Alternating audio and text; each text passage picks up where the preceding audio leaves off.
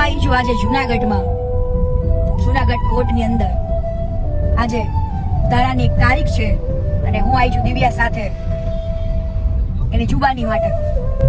તો મિત્રો, હું આવી ગઈ છું આજે આ જુનાગઢ કોર્ટની અંદર.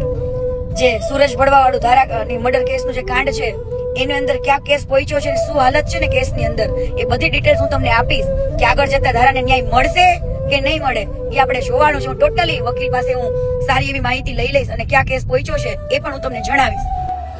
તો મિત્ર, હવે સુરજ ભડવા વાળું જે ધારાનું હત્યાકાંડ છે એનો કેસ જે કોર્ટની અંદર ચાલે છે એ બસ હવે એન્ડિંગ ઉપર જ છે.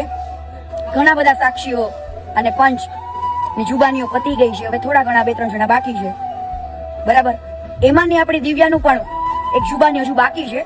કાલે એને બહુ ડર લાગતો હતો ને એવું બધું હતું, એટલે એની સાથે હું પણ કોર્ટની અંદર ગઈ હતી. પણ પછી હજુ સુધીમાં એને એફઆઈઆર નથી ફાડી અને દીકરીને ખૂબ ડર લાગેલો છે.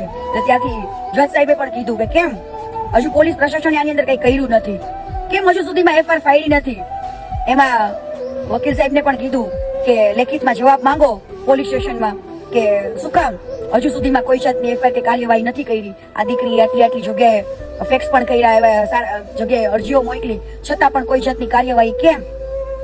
તો આની અંદર ઊંડાણમાં તપાસ થાય કે શું સુરજ ભુવાજીને કોઈ એવું સેટિંગ છે, કોઈ એવો એને સાથ સહકાર છે એવા કોઈ અધિકારીઓનો કે કોઈનો, કે એક આ દીકરીની વેદના અને એક ધારા માટેની જેને વેદના કોઈને સમજાતી નથી.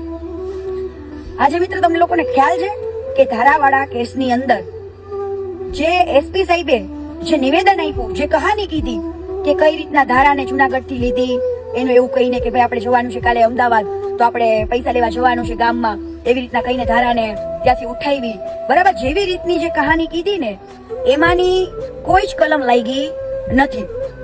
આપણે ધારા માટે એવા ગામથી સિટીઓમાંથી કેટલા બધા આવેદન પત્રો આપ્યા, બરાબર, કે આમાં ઊંડાણમાં તપાસ થાય, પણ ઊંડાણમાં તપાસ પણ ના થાય, ના કોઈ આવેદન પત્રનો જવાબ આપ્યો.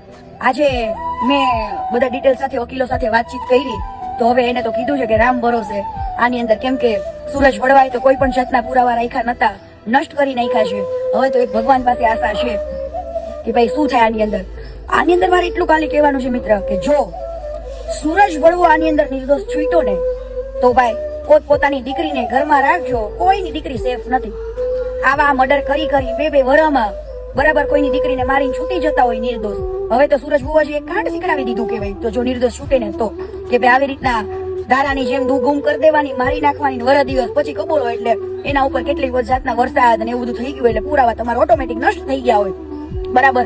કાંઈ હાટકાનો કટકોઈ મળે નહીં, એટલે તમારું મર્ડર સાબિત થાય નહીં. આ એક ક્રાઇમ મર્ડર કર્યું છે, ગેમ પ્લાનિંગ થી મર્ડર કર્યું હતું. આ તો વરસ દિવસ આપણે લડ્યા અને બધું કર્યું ત્યારે તો આ મર્ડર સામે આવ્યું. પણ જો મિત્ર, આની અંદર સુરજ ભડવો જો નિર્દોષ છૂટ્યો ને તો ક્રાઇમ ને કોઈ નહીં રોકી શકે. એવું સમજવાનો આપણો કાયદો બહુ નબળો છે.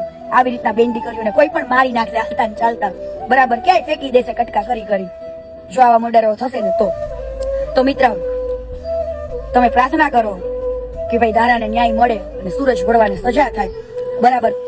આની અંદર મિત્ર એક વસ્તુ તો પાકી છે કે કઈક એવું સેટિંગ સુરજને લાગે છે કે તાકી હજુ સુધીમાં દિવ્યાની ફરિયાદ થઈ નથી, નકર તો થઈ જાય, બરાબર. પણ આટલા પુરાવા આપ્યા, બધું આપ્યું, તપાસ કરવાનો વિષય પોલીસનો છે. હજુ કેમ કોઈ તપાસ નથી કરી? કેમ એને ધમકાવી? કેમ ભાઈ એક ધારાના હાલ કર્યા એવા મારા દિવ્યાને થવા દેવાના છે, બરાબર. પણ આની અંદર મિત્ર હજુ પણ દિવ્યાની જુબાની બાકી છે. પણ પેલા દિવ્યાને ડર છે કે કાંઈ એને કાલ સવારે એની સાથે કઈ થઈ જશે તો કાલ જુબાની આપી દે, પણ પછી શું એની સાથે બનાવ બની જાય, એની જવાબદારી કોણ લેશે? તો ધારાના ન્યાય માટે હવે બધાએ આગળ આવવું પડશે. જય માતાજી.